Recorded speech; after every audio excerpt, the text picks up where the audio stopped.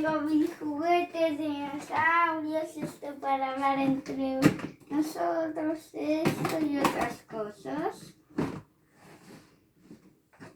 Aquí tengo las cosas con las que puedo hacer deporte.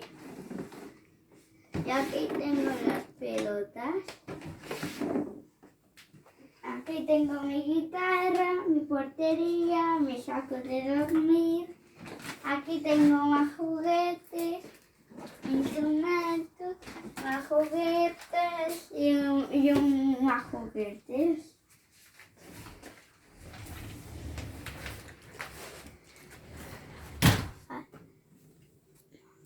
Aquí hay libros, juguetes, unos muñequitos pequeñitos, cochecitos y juegos de mesa.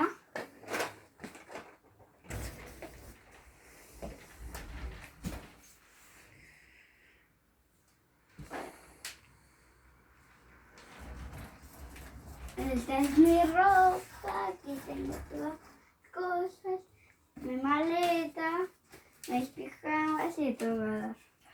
Aquí tengo mi batería, aquí están mis zapatos, mi pijama y más ropa. Aquí tengo zapatos, aquí hay juguetes, aquí es mi cama, aquí tengo todos mis peluches, mis mantitas, mi mantita favorita, estos cuadros que los tengo desde bebé, guantes de boxeo y guantes. Aquí tengo unos carteles. Y ya está. Este soy el Teguri, este Draco, este Sharpie, este Wow Wow. Y ya está, chao. Me gusta mucho enseñar mi cuarto hoy.